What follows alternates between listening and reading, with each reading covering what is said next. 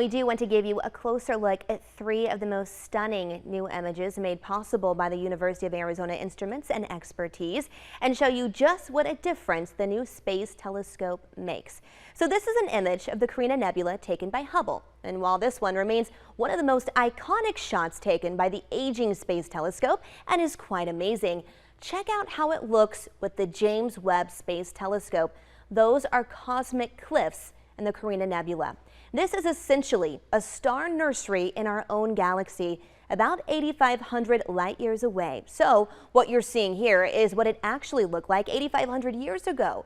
Just to put that into perspective, when the light carrying this image left the nebula here on Earth, Great Britain was just becoming an island because of rising sea levels. Now, this is Stephan's quintet as seen by Hubble. It's a group of 5 galaxies that are close together. It's 290 million light years away in the constellation Pegasus. And this is what it looks like with James Webb.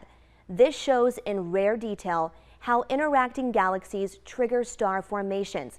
And while you can't actually see the massive black holes in this image, it does show the outflows driven by it in a level of detail that's never been seen before. And finally, this is the Southern Ring Nebula, which is made up of gas and dust ejected from dying stars.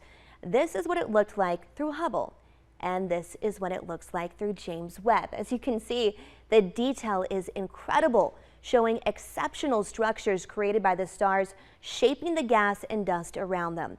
You can also see distant galaxies. In fact, most of the multicolored points of light here are actually galaxies, not stars. And this is another view taken by another instrument on the James Webb Space Telescope, the Mid-Infrared Instrument, or MIRI. And with this one, you can clearly see that it's actually 2 stars, not one, in the center of the nebula. And here are the images side by side. The really colorful one on the left is actually made up from 2 different instruments on this space telescope, MIRI and NIRCam, short for Near Infrared Camera. And both of them were developed in large part by the University of Arizona. And people in charge of each instrument are at the U of A as well. In fact, it is a husband and wife team that's been involved from the beginning. George Reiki is science lead for the MIRI device, and Marcia Reiki is principal investigator for the NIRCam. Both have been with the project from the very beginning and even came up with the designs. And while it's been a long road, they say it's been worth every minute, and the results could not have come at a better time. We've had a really rough 2 or 3 years, and there isn't any obvious end in sight.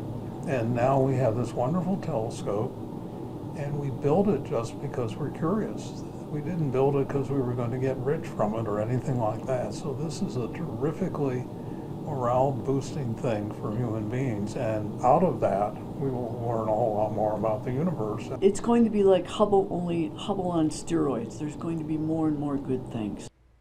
Of course, they aren't the only ones responsible for today's success. Each has an entire team of astronomers who have spent decades working for this very moment. An exciting day for the world, and especially for us here in Arizona. Really incredible images.